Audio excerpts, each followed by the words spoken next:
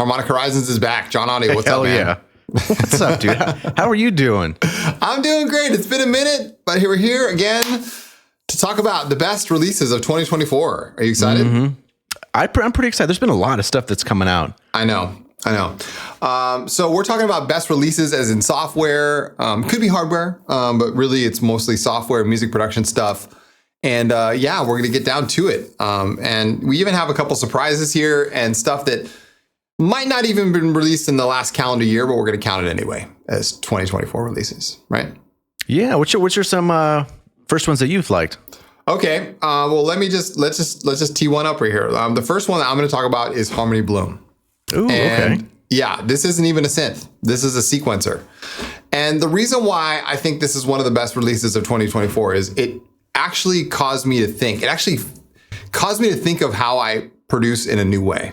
And rarely does a tool come along like that allows you. I don't even remember when that happened last. Right. To go, maybe I could do it like this, or maybe I could alter my workflow to fit this, which is really cool. It's not a gimmick, although it could seem gimmicky on the surface. But I think like when you really get down to it, it does fill a need, and a need that I've actually had for years. Like I've been wanting a sequencer like this for a really long time. Load up the page and look at this guy. Harmony Bloom. So for those of you who don't know, Harmony Bloom is made by Mario Nito, and he's a software wizard behind some of the great plugins that we don't even know. I mean, he's like behind the scenes guy, right? He's done stuff for Audio Modern. He's done stuff for other companies. And Mario is finally coming out with his own plugins, and this is his first release. So as a first release, this is something brand new and original. And I love seeing people try new stuff.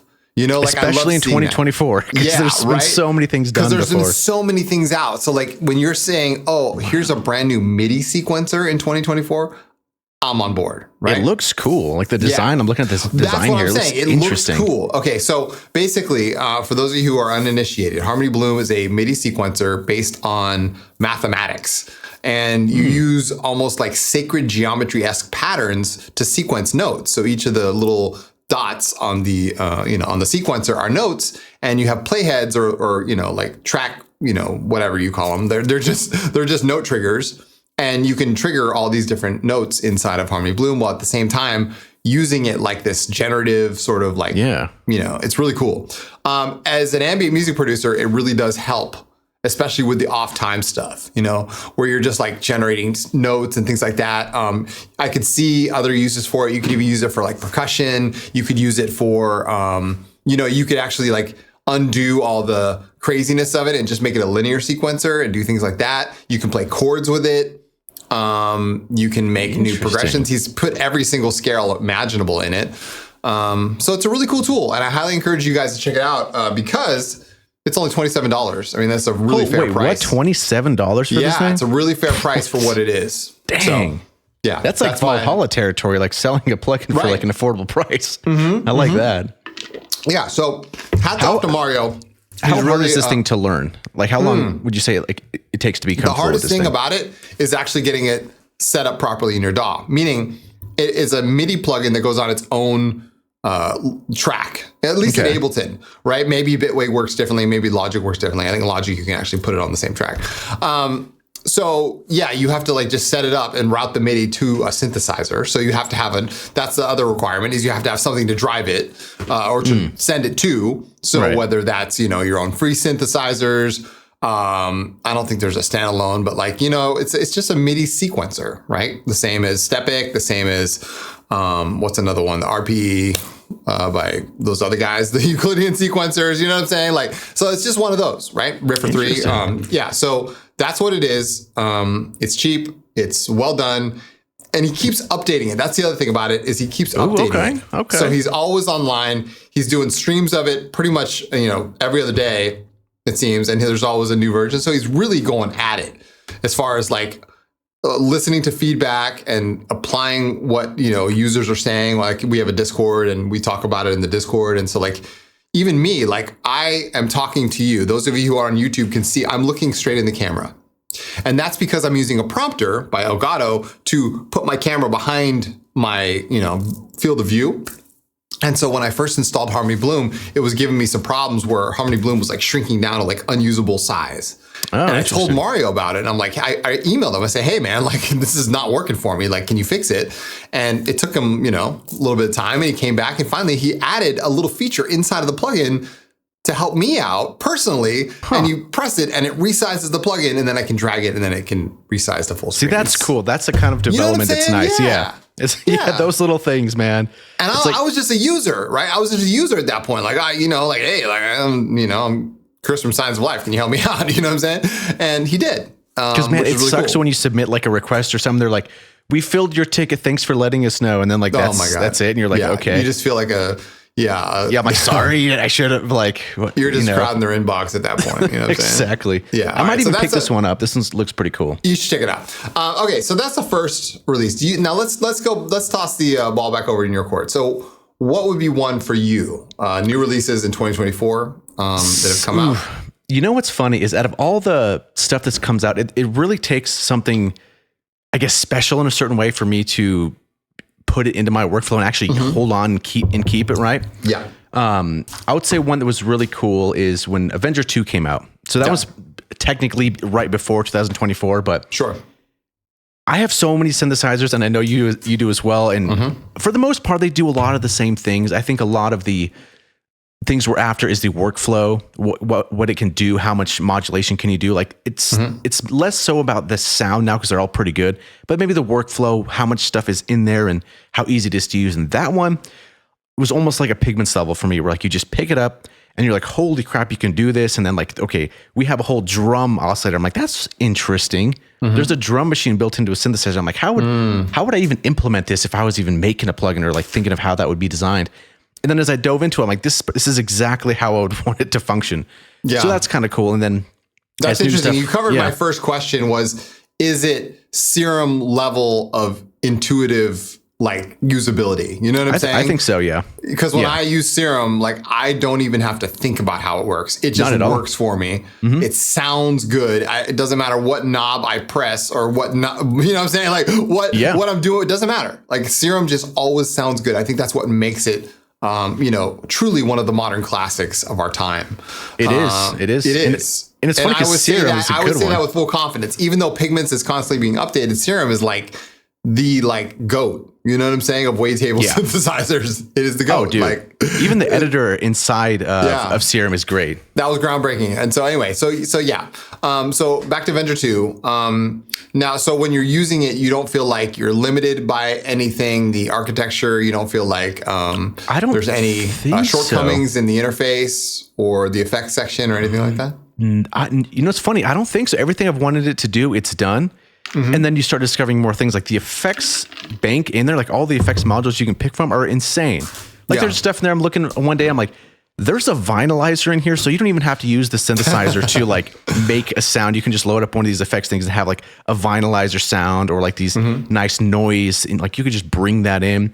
Yeah. The drum sets in there are insanely good sounding, easy to sequence. You can put your own drums in there if you want to. Yeah, it was just, I don't know.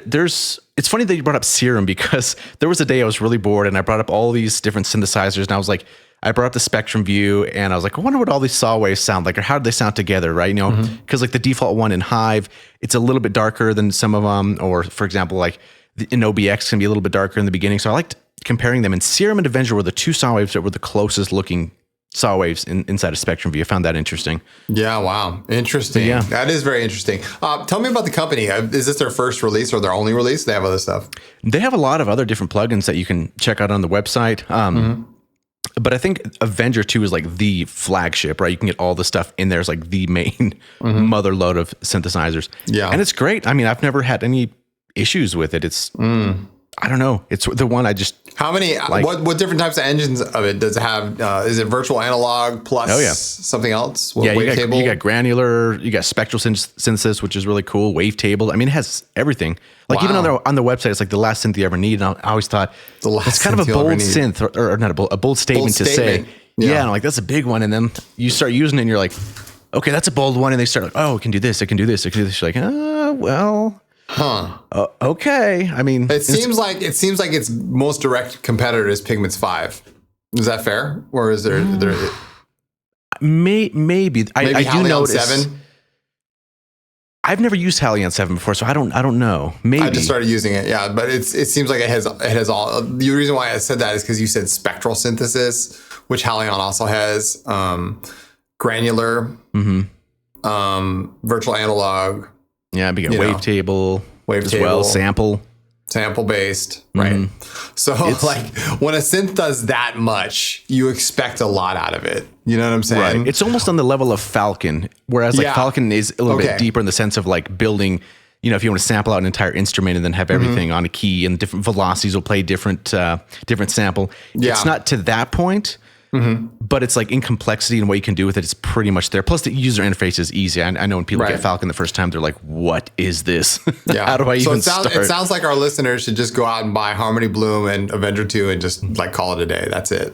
You kind of don't really need much after that. That's it. Yeah. You don't need much after Unless you're after a specific sound, like I need the sound of a Prophet 5, and then you can go for like Repro or Arturia's version or something. Or an actual Prophet 5. Or that, yeah. What's funny is, dude, it's the Prophet 5. I went to a synthesizer store. It's called Perfect Circuit, and they had. It's called Perfect. Dude, I shop at Perfect Circuit. Oh, okay. Great. Yeah, I'm down with those people. Yeah, they're cool. Yeah, and they had a Prophet there, and I was like, let me check this thing out. And I pulled out my cord. I'm like, damn it, I don't have an adapter. And I walk up to the guy. I'm like, hey, do you have a? He's like, just make sure I get this back, and he hands me the adapter. Which I get. For what? Like, what are you talking about? Well, I had like my headphone, like the 3.5 millimeter, and like, you know, you mean the I needed little a quarter inch. The little meme where all producers have them, but you never know whether you can't find them. And I generally always have it with me. I'm like, how is it possible that this is the day I don't have it? And I'm like, that sucks. But anyway, you carry one. That's how you're certified. Like I carry like 3 of them. Yeah, dude, you're a super geek then. If you carry on 3 of those little freaking adapter dongles or whatever the hell they're called. But that was the day I didn't have it. I'm like, this is like, what are the odds of that? So he like reluctantly gives it to me, and I plug in. I'm checking out the Prophet. I'm like, this sounds good, but I like Repro better. It was the weirdest thing. Yeah, same thing with the MS-20, and I was like, I'd like Arturia's version better. Okay, so when I come down and visit you in Los Angeles, you got to take me to Perfect Circuit. It's amazing. It's amazing. You're gonna book out an entire day there. That's the best spot in the United States to buy modular stuff. Oh, dude, they have a whole modular section. It's such a cool store. And the table you walk in, there's all these synths everywhere, and there's like a book section on the left hand side. Yeah, if you're ever in LA, you should definitely check out Perfect Circuit. It's a cool place. Okay, all right. Well, speaking of Perfect, next up Perfect. Next up, I want to talk about Myth. Now, I realize you might not have experience with Myth yet, but I want to talk about it. And I've heard so much about it. Please. Because what do we got here? Well, okay. First of all, I want to have him on the podcast. I think I'm just going to mark this down on permanent record that I really want to have Peter on the podcast. Peter is a brilliant guy, and I've said this before publicly, and he knows it, and I think he's just a really genuinely nice human being who has a lot to offer the world. That being said, he has built his sort of like legacy on these synthesizers, which all of them are so unique. Like he every time he comes out with a new product, it's something that we've never actually seen before. Right. Yeah, that's someone's brain I want to pick. Like, how do you come up with these ideas like that? Okay, I did once, and he said, sometimes I just let my kids tell me what they would think was cool. Interesting. You know what I'm saying? Like, that's how he came up with Novum. Was he let his kids like go, Daddy, those are pretty colors, but what if you did this? And his kids are young; they're like 6 and 7 and stuff. You know what I'm saying? Okay. Yeah. So he's just like he's a mathematician, and he's a PhD in mathematics and computer science. So like he's smart. He knows what the hell is going on with, the higher levels of math. And so when it comes to programming stuff, he comes up with these really crazy ideas, and then he tries to make them real. And Myth is one of them, right? Myth is actually one of those crazy ideas where somebody tried to do it and he actually pulled it off. Now, what am I talking about? I'm talking about the ability to use a sample and to use the harmonic shape of a sample, so to say, as an actual form of an oscillator. So whatever you put into Myth, it does some sort of crazy math, machine learning thing to approximate what would that sample waveform sound like as an actual tone sample. And then not on top of that, it allows you to play that as an instrument, right? Holy crap. So it's not just, you're not just putting a sample into it and calling it a day. That's one thing. That's what we have samplers for. This is a complete reimagining of what an actual synthesizer can do. And so you're putting a sample into it, and that's your harmonic basis for whatever you're going to create on top of it. So it's kind of like resynthesis. It's like analyzing the actual... It's like resynthesis, yes. Interesting. And it's reanalyzing, and there's 2 of them. And so you get 2 of them. But then on top of that, you get this entire modular network of like different modules and effects. And he said he wanted to make something that was like a modular pedal board. Like I have like the, effects pedals. Sure. But there's tons of them, and you could just link them all together like you can in, VCV Rack or something. Like you could just link everything together and create these crazy patches and with just that are wild results. Right? Is that what that bottom section is for? Yeah, that's what the bottom section is for. And he's built all this crazy randomization in there. He's built like, just routing modulation for days. Like you can go crazy on modulation. You can have modulators modulating the modulators. You can have effects box modulating the modulators. I heard you like modulators. Dude, it's wild. It's absolutely wild. And I did a video on it. But the reason why I'm so excited on it is because, I also conducted a small interview with him, which is publicly available on my Patreon. And I asked him, I said, hey man, listen, like now that you've made all these great synths, are you going to go back and do a V2 of all, all the great synths? Like, I'm saying, we're talking like Abyss 2, Cult 2. He's like, yeah, I actually have in mind, I want to go back and just like redo all my synths and not just add new features, but like completely like do a point, like a version 2 update. You know what I'm saying? Like a version 2 of this. And that's just him? That's just him. Jeez. Yeah. So he's really ambitious, and already in my video, I stated that he's put out more high quality synthesizers than any other company in this current decade, which is facts. You can't find another. You can't. No, I mean, no disrespect to anybody. No company. Like, I'm not going to name names, but nobody's put out as many synths as Dawson in 2020s. Okay, as one person, that's insane, because you have to learn you have to learn coding, you have to learn C++. You probably have to use a framework like Juice or something. That's the feeling I get, is just that his design language and the way he codes is so fluid and effortless that he can just like create things like he's just molding with clay. You know what I'm saying? So he thought Myth was going to be like an easy project, and it ended up taking him a year and a half. But that's still not that long if you think about it, man. When I was diving into plugin development, I was like, okay, I got to learn C++. So I bought like C++ Primer, all these books about C++, and I was like going through the chapters. I was like, okay, I'm starting to kind of get it. And then you have to learn Juice. You have to learn the framework. You have to have like the references always available on like your browser to see what everything does. Yeah. And after a long time, almost like a year, I was like, oh, I got a gain slider. I got a pan and knob. And I was like, that's great. So a year and a half to make this synthesizer here. That's insane. Then the UI looks nice. Yeah. And then fleshing out all the bugs. Like, I think that, we all take different starting points to like where we want to go, right? But Peter's starting point is really unique in that he came from high level mathematics as his probably background. Helps out a lot. And then he went the other direction, which is into music and creativity and things like that. And that's a beautiful combination. That's somebody who just like is really living out their, great purpose in life. You know what I'm saying? It's impressive. It's very impressive. It's very impressive. So I fully support what he's doing. I love the outlook that he's got. There's a free trial here too, I see. Oh yeah, 90 days. 90 days. Damn. No other company is offering 90-day free trials with no like, oh, here's a freaking white noise every 20 minutes. That was my next question. I'm like, what's the catch? That, dude. It's fully featured for 90 days. I don't see why you wouldn't do it. I mean, other than signing up for a Traction account or whatever, you know what I'm saying? That's pretty generous. That's pretty generous. So that's cool. That's definitely high up on my list of like favorite releases this year is Myth. And through July 8th, there's 40% off, it looks like. Yeah, which is a great price. Great price for that synthesizer. It is like, one of the more expensive synths that he's released, but I think for good reason, because he's put so much energy into it and he's put so much time into it, and it can do so much. It's more than just a synth soundscape pad machine. You know what I'm saying? It does some really wild tones, yes, and that's pretty much like it's the whole like Pandora's box thing is kind of its like, modus operandi, so to say. You know what I'm saying? Like see what you're gonna get. Like you never know. Like it's like you could put a sample in there and it could come out totally differently. You know what I'm saying? Sure. He even said like in the manual, like actually he said this in the interview that I did with him. which is like the coolest thing about making it was like seeing people take random samples and making something totally beautiful out of like people like flushing toilets and shit. Like just Dude, like, I did that like 2 weeks ago. You know what I'm saying? Like, yeah. like I'd take like a really sample that's just pretty regular and then like, you know, make it something that's totally musical and all like that. You know, like that's very, I love that approach and I love that mindset. Like, you know, like, okay, like.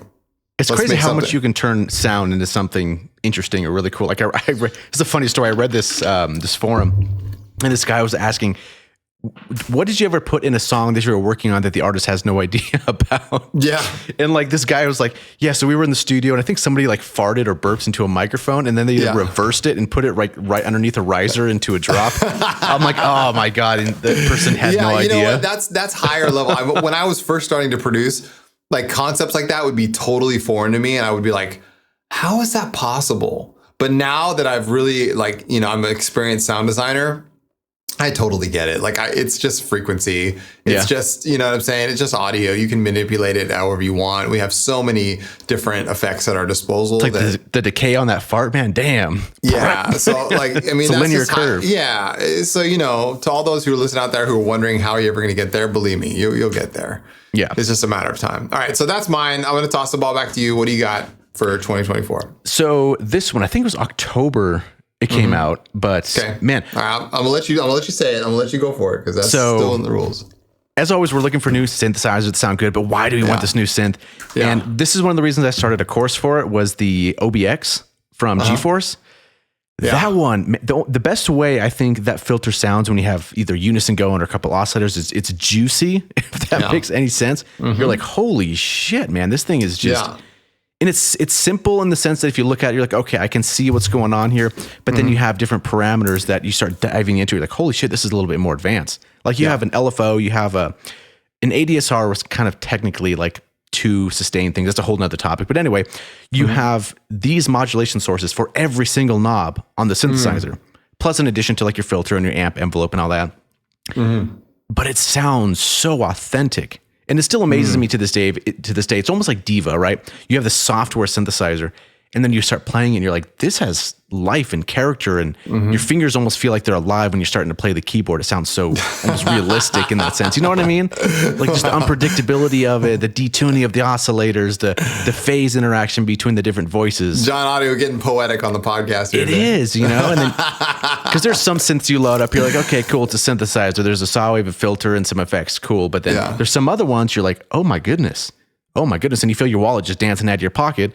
And then before you know it, you have a new synthesizer. And that was the OBX for me. So that one just tell me, because really I'm good. uninitiated, is this a direct emulation of the Oberheim? Like, is this what it is? It's an emulation. It's an emulation of the Oberheim. Now, are there any like extra features because it's software, or do they try to keep it true to the original in every way? For the most part, it's true to the original, but there's some extra stuff that they added. Like on the original, like when you're selecting your oscillators, like how loud you can go, like full. So like full power 0 dB oscillator to the filter, or you can go half, which is like down 5 dB. So they have that option still, but then you can go like fine, and then you can like really dial in your levels. So they still give you the original vibe. Do they give you any more modulation options, or the same? Oh, dude, yeah, like the X ADSR and the X LFO in the top left. If you ever look at it, like you have a sea of modulation.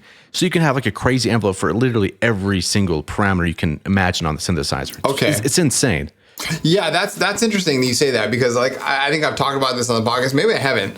But I had an OBX8, or I borrowed an OBX8 desktop last year. Oh, okay. I had one here in the studio, and I played with it, and I was like, wow, this is the greatest synthesizer I've ever heard in my life. Like I was just like, oh my God. Like it was, but it was a real thing. This was a $3,500 Oberheim desktop.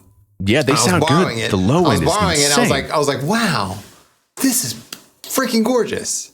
Yeah. And then I went to go create my own preset. Like I was like, okay, like look in the manual, default preset. Here's how you do it. You got to press this button combination. So I did it.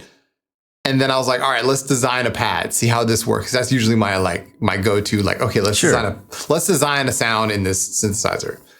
And I was like, okay, but wait a minute. Like it's just like all of a sudden, like that's as far as the attack goes. Okay, I guess I could live with that. That's how the filter sounds. I guess I could live with that. Oh, this is the menu diving. Oh, I guess I could.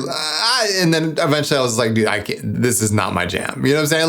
Like all these. I was having to compensate for things that I could do super quickly in other synthesizers. And I'm not going to name all of the synthesizers. I have a lot of synthesizers, but all these things I could do that were super like right off like the very top of my list of like absolutely non-negotiables. You know what I'm saying? Right. Easy access to envelopes, easy filtering, easy good sound right away, you know, that kind of thing. It wasn't really possible with the Overheim. Sure, the default preset sounded brilliant. And I was like, wow, sounds really good. But I could not get there fast. It doesn't seem, at least for me, as like a pad synthesizer. Knowledge. It's like I don't know, pads are kind of more difficult to get right on those. Yeah, it didn't seem like that at all. I didn't get that vibe that it was like that. But I mean, it's a classic synth. And I could not deny the fact of how good that default preset sounded. I was like taken back. I was like, damn, that is really nice. Like that's real honest to God analog. And you know what I'm saying? The software version feels a lot like that. I mean, it feels like like ARPs are really nice to make out of those. Bass is cool. I mean, leads are just, I mean, you can make 100 leads every single day and it sounds pretty cool. Right. But yeah, it's one of those that's, it's on that level of Diva and Repro for me. How much is it? Oh man, I think like 99, I want to say. I don't know exactly, something like that. Interesting. Might be a little more, but yeah, I mean, it's kind of I might have to check it out and give the GeForce version another try. You know what I'm saying? Cool. And plus each envelope, I'm definitely not going to borrow the desktop again. No. Even though the keyboard version I think is actually probably a better fit for me, but I don't have. It's like what? It's like $6,000. I remember I was like, I wanted to look on the website. I'm like, oh, I wonder how much this would be. And I was like, okay. Respect for that. I have respect for the company. I looked up the company history and I was like, yeah, this is such a dope fucking thing. Like I know. Like, damn, this is a real deal. Because I wanted to see what I had in my studio. But anyway, okay, so that's good to know. That's good to. And each envelope is individual per that parameter. So like you have this envelope. Is the LFO that way too? Yeah. Oh yeah. It's all like per parameter. So like you can make one for like whatever. Do you have a random LFO shape? Oh yeah. Is there a sample and hold? Oh yeah. Oh yeah. I mean, check it out. You might like it. It's juicy. Is there aftertouch? Yep. There's aftertouch. Okay. This is smiles going up. Yeah, I'm going through my list. I'm like, is there? And not to mention with aftertouch, you can choose how much depth a certain parameter has, so you can give maybe more aftertouch to the vibrato and a little bit less to like maybe amplitude or something like that. Well, that's standard. You can have aftertouch. Be able to do that. You know what I'm saying? This might even sell you. So let's say you have a macro, right? And you're attaching all these parameters to like your macro.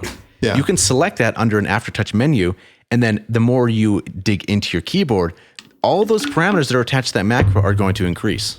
Yeah. Think of that. All right. Well, hey, GeForce should give you a call because that's a great selling point. It's pretty cool synthesizer. All right, what you got? The next one I have is technically not a synthesizer, but I want to give a shout out because I think it's one of the better releases of 2024, and that is Ableton Live 12. Ooh, and I know that's like shocker for most people, like, oh, what the hell? That's a DAW. But they added so many new features to Ableton Live 12 that have really made it one of the great releases of 2024 for me. Specifically, they gave us like this new distortion that no one had ever seen a distortion like this before. It's called Roar. Okay. And it's a multi-stage distortion where you can actually use the distortion like in unique ways. So like it's not just putting it through an overdrive. You know what I'm saying? You're putting it through several different stages, and you can use modulation on those stages to make it like really crunchy and cool, and it feels alive. Okay. It feels like it's doing something more than just overdriving it. That's a good way to describe it, because there's some distortions like, yeah, I can tell there's some like distortion, but there's something to feel alive to it. That's a good point. It's highly effective. It's highly effective. It's got like this whole I don't know, man. It's got some magic in there. You know what I'm saying? And it's again along those lines of going back to Myth, where this is something where no one expected this to come out, and it's brand new, and they're doing something that's never been done before. Technically, you know what I'm saying? Like they're giving you the power of these multi stages to distort in new ways to like really make it sing, you know what I'm saying? Sure. I know I'm not doing it justice, but it's that powerful. It's really cool.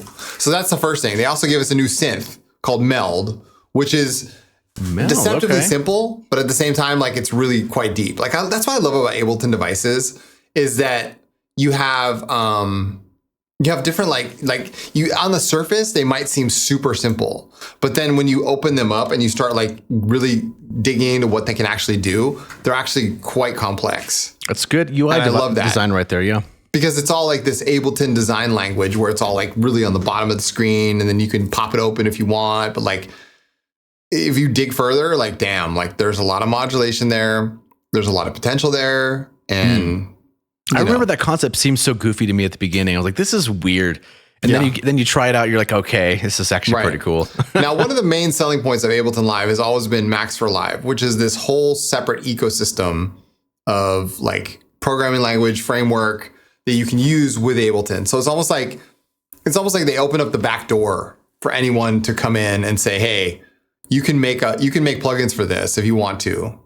And here's the way you're going to do it. You're going to use this thing called Max for Live, which was a separate company, Cycling 74. They've been around for a long time. And so Max for Live is a real thing. Now, here's my other favorite thing about Ableton Live 12 is they've made these new things called MIDI transformers or MIDI tools. And they're different ways to interact with your MIDI, like different than you know, just plugging it on a piano roll. So like you can transform your MIDI into these crazy, or generate MIDI in different ways. And they've also opened that up for developers. So like you can, like third-party developers can make these MIDI transformers. So like, it's like now with just even the default Ableton ones, like I never have to worry about creating MIDI ever again. You know what I'm saying? Like you can make chords with it. You can make sequence with it. You can make rhythms with it. You've got like this rhythm generator with over 4,000 different patterns for like anything. You know what I'm saying? Damn, that's cool. And it's crazy. So like you can just quickly just get MIDI out there and get to producing rather than painstakingly freaking sit there with the mouse clicking one by one by one. Like there should be more tools for that for some. It's for like some DAWs literally out there. 3 clicks of a button, John, or a slider, and you're there. And you're like, boom, boom, boom. Oh wow, that's a whole 16 bars of MIDI. Boom, done. Jeez. On to the next thing.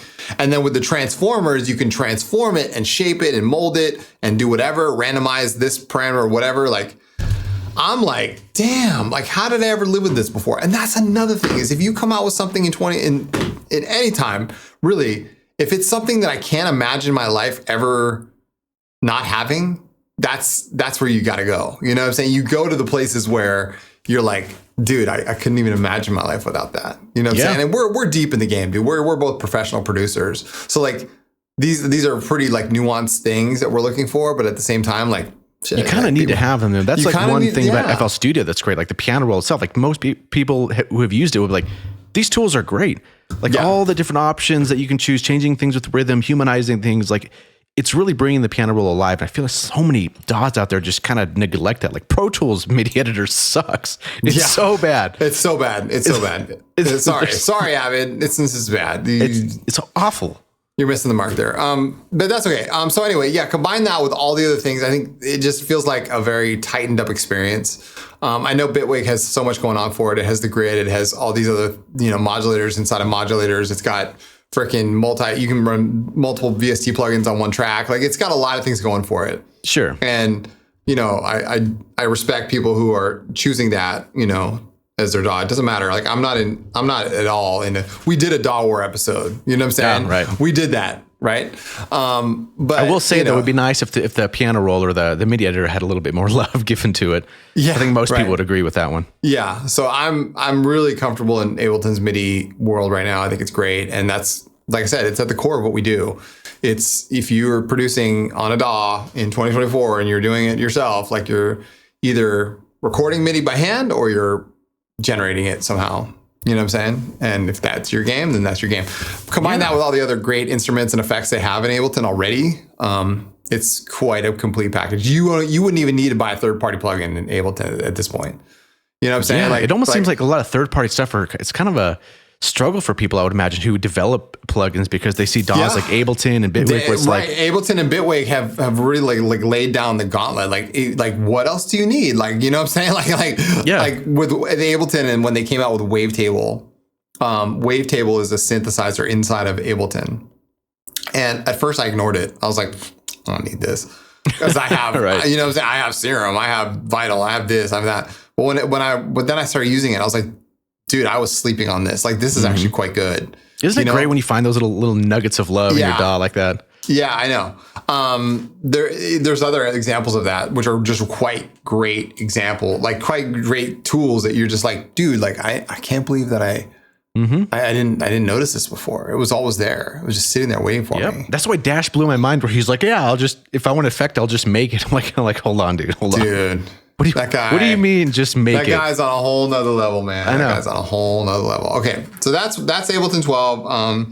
Is it worth the upgrade to 11? Yes, it is worth the upgrade. So if you're on Ableton 11, they've improved enough and given me enough to fully recommend that. Yeah, it's like totally like it's like. What's the upgrade price if you have 11?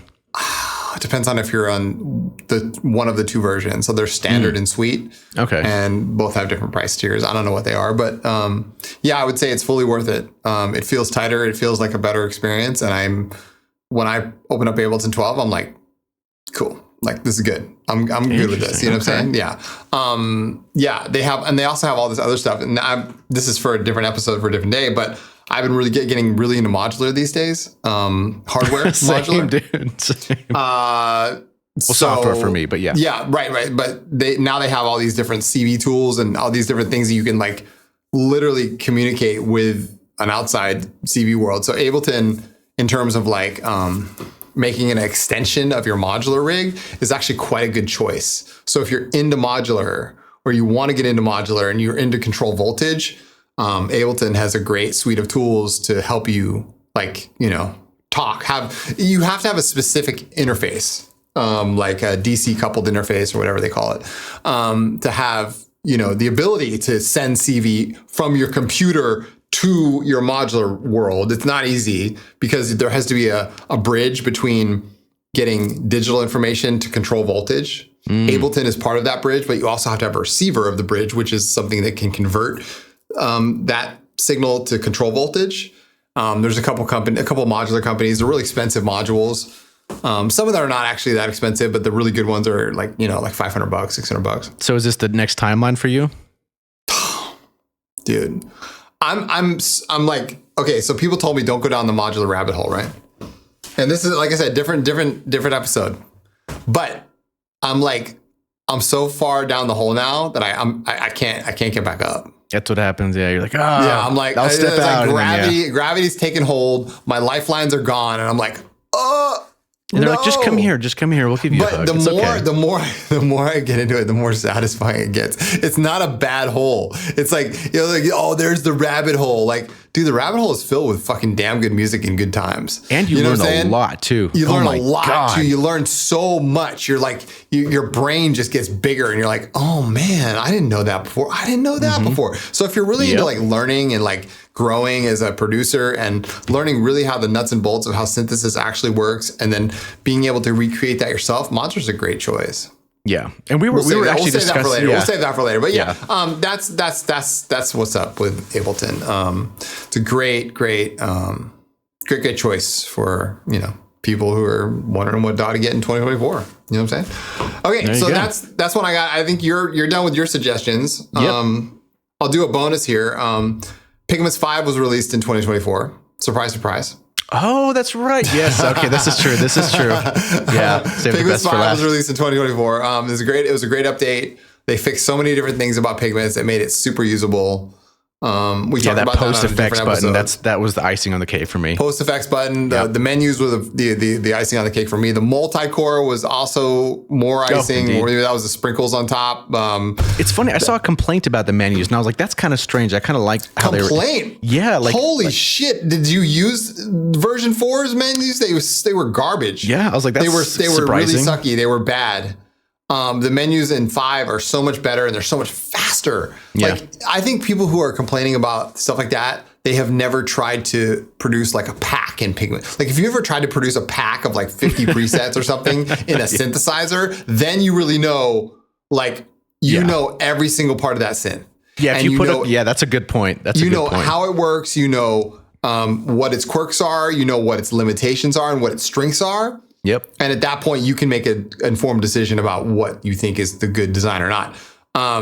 I think Pigment's menus are great because I produced a pack for it, several packs, hundreds of presets. Yeah. And Yeah, It's funny because I even look back to some old videos I had with like Pigments 2 or something like that. I'm like, holy crap, this is what it looked like. It was kind of crazy to like look at the interface and it's like, wow. And then now it just looks sleek and really good. But then again, Pigments 10, we're going to look at 5 and be like, whoa, we were using that.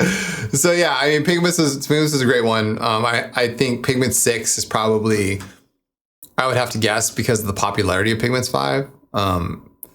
I just educated guess it's probably being worked on right now. You know what I'm saying? Like it's probably in develops. It's probably on somebody's computer somewhere. We don't know, but it would be cool if they had a wavetable editor in there. That would be kind of nice. And maybe we talked about that in the Pigments episode. Yeah, and I think you mentioned like effects too, like different versions of effects. Okay, so imagine this stuff has already happened. You wake up tomorrow and there's a wavetable editor there, and there's some other cool stuff. Are you gonna sleep better at night, or just like? I wouldn't sleep at all. Like I would just be on my computer all friggin' day. Like I can't go anywhere. Fair enough. Pigment 6 is out. I can't. What do you want? My hands are tied. I can't do it.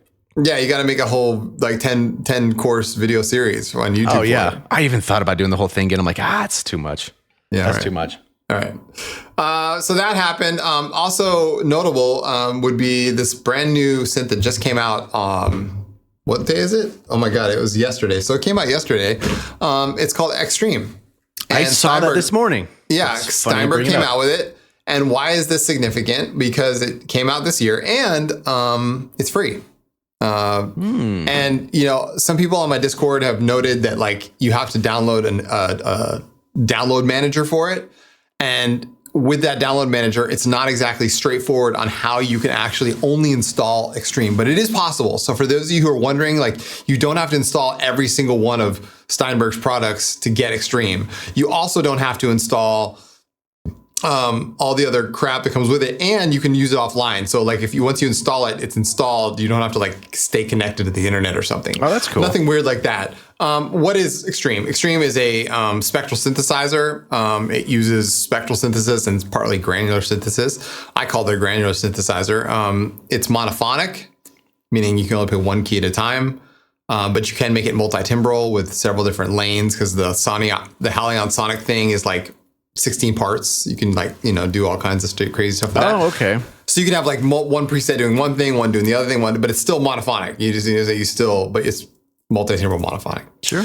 But yeah, it's textural, it's gritty, it sounds great for what it can do. And seems like it'd be good for like your stuff for ambient or for like almost ethereal kind of. They're actually selling it as that. They're selling it as an ambient drone soundscape machine. You could probably do other stuff with it if you put enough time into it. Even like loading up anything with spectral or granular, you're like, I need to change genres like right now. You can make it quite musical, and I did even in my video. I made like a lead out of it real quick, and sounded good to me. I liked it. I thought it was cool. So highly recommended to check it out just because it's free. And like I said, once you install the installer, you can just get around the whole, this, that, and the third. Like, no, just install Halion Sonic 7 and Extreme, and that'll be free. And that's the end of the story. That's cool. It's free. Yeah, it seems nowadays like a lot of cool stuff is free. Surge XT is free. It's awesome. It's awesome. I mean? Well, Surge XT is the totally like, I don't know, this guy. I think it's because it's really like, I think it's even more crazy that Steinberg is coming out with this for free because they sell paid products. Surge XT is a community project that is made by a bunch of people who all contributed to it on their own dime. You know what I'm saying? Like, fair point. Yeah. Surge XT doesn't really make money. From what I guess maybe that'd be like Tyrell N6 or something. Maybe, I don't know. Maybe, I don't know. But yeah, I mean. So go check it out if you're looking for something like that. If you're looking for a free granular synthesizer, there you go. We all need one in our toolbox. That's true. That's true. We all need one in our toolbox, right? To make some cool, you could download Supermassive and Extreme and have a field day with it. Like you could go to town. Like just get yourself on Instagram at that point and just film yourself. Like, you know what I'm saying? Like you'd be an influencer. So anyway, that's the last one I have. Everything else I think is just, like if you have any bonus ones, you can just leave them in the comments on YouTube. Like, let us know. Yeah. Is there anything we didn't cover? Like, I'm only aware of what I'm aware of. You only know what you know of. But if there's something that we missed, Let us Drop it know. below. Yeah. Let us know. All right. Well, that's All right. fine. And with that, we look forward to reading the comments. And as always, we'll see you in the next one. If you're interested in supporting the podcast, please subscribe to the Signs of Life and John Audio channels on YouTube. The link for our channels is down below in the description and in the show notes. For the video version of this show, please subscribe to the Harmonic Horizons YouTube channel to keep up with all the latest episodes. For bonus content, including additional podcast material, head over to the Signs of Life Patreon page. Paid members get access to Beyond the Horizon, our new series of extended conversations with our guests, as well as several other benefits such as early access to all of his videos, exclusive ambient tutorials, over 100 preset packs for various synthesizers, one-on-one coaching for ambient and electronic music, and tons more. If you'd like to support John Audio and the work he does, head over to his YouTube channel and subscribe. You can also check out his Gumroad page for a selection of free and paid preset packs. Finally, he has a Patreon page where subscribers get access to additional content, such as exclusive music, presets for various synths such as Pigments and Diva, specialized courses, and more.